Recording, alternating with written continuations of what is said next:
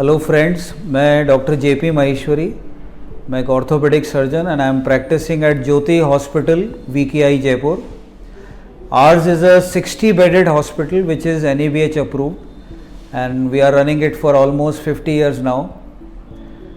So एक हमारे hospital में हमेशा से मुझे एक कमी लगती थी कि कोई भी हमारा IPD पेशेंट है, फॉर एनी रीज़न अगर वो सिक हो जाए, सडनली कुछ भी कॉम्प्लिकेशन हो सकता है, तो हमें इमीडिएटली पेशेंट को रेफ़र करना पड़ता। और कई बार पेशेंट का यही होता है कि साहब आपके यहाँ मैनेज क्यों नहीं हो सकता या आप आगे क्यों भेज रहे हो।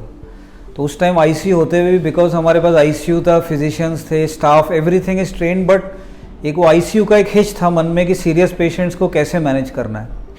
या कई बार और जगह से रेफ़र होके आते हैं तो उनको भी हमें जस्ट वो सीरियस हैं आगे रेफ़र करना पड़ता था। ऐसा ही एक टिपिकल फेज़ आया जब ये सेकेंड वेव ऑफ कोविड आई, तो मोस्ट ऑफ द पेशेंट्स थे वो बाहर मैनेज जाते थे, लेकिन जो सीरियस पेशेंट्स थे उनको हम ICU में मैनेज करते थे। और बाय चांस उसी time hopes critical care apex hospital के डॉक्टर शैलेश से मेरी बात हुई, तो उन्होंने हमें एक बहुत अच्छा सजेशन दिया है कि हम एक टेली ICU सर्विसेज देते हैं, आप कोविड में हमारी सर्विसेज यूज़ करके देखिए। तो वो आइडिया मुझे अच्छा लगा और हमने उनकी सर्विसेज पूरे कोविड में जो भी हमारा ICU पेशेंट्स और HDU में जो क्रिटिकल पेशेंट्स थे उसमें उनका फीडबैक हमें मिला। हमारे फिजिशियंस ने भी उसे बहुत अप्रिशिएट किया, किस पेशेंट में बाईपैप देना है, किस में क्या सेटिंग रखनी है, किसको ऑक्सीजन पे रखना है, किसको वेंटिलेट करना है, किसको रेफ़र करना है जो अपने यहाँ मैनेज नहीं हो सकता है। तो ये कुछ बहुत इंपॉर्टेंट फीडबैक्स थे जो हमें मिले, और इसमें कोई डाउट नहीं है कि उनकी हेल्प की वजह से कई पेशेंट्स जो अदरवाइज शायद हम आगे भेजते या जो इतने अच्छे मैनेज शायद नहीं हो पाते, उनको हमने अच्छा ठीक कर पाए, इसकी हमें बहुत खुशी है। और यहीं से हमें लगा कि इसको एक टेम्पररी ना रख के एक परमानेंट एसोसिएशन बनाया जाए। तो सरप्राइजिंगली स्टाफ का जो रिस्पॉन्स था दैट वाज वेरी एनकरेजिंग।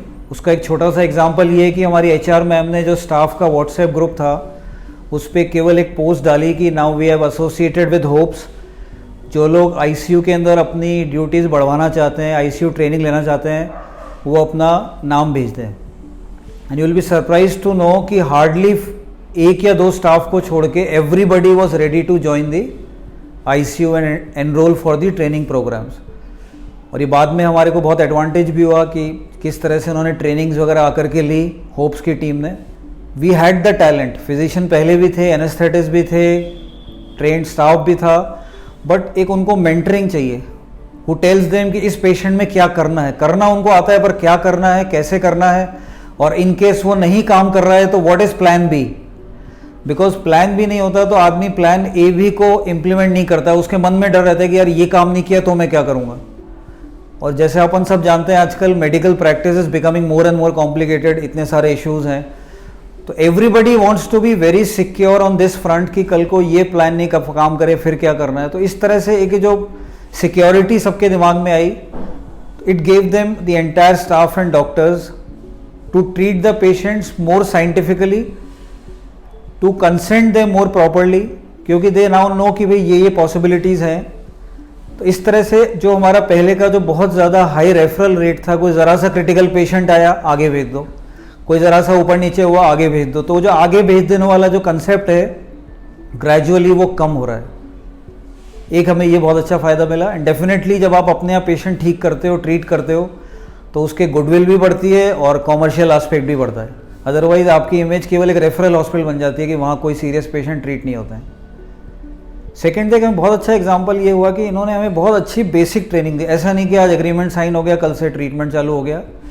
इनके एक्सपीरियंस टीम ने आकर के BLS की पूरे बेसिक लाइफ साइंस की पूरी ट्रीटमेंट दी, ट्रेनिंग दी, ACLS की पूरी ट्रेनिंग दी। उनके यहाँ से सीनियर डॉक्टर्स ने आकर के सारे स्टाफ को, डॉक्टर्स को डमी के ऊपर कैसे इंट्यूबेट करना है, कैसे CPR देना है, कब क्या करना है, when and how to ask for help.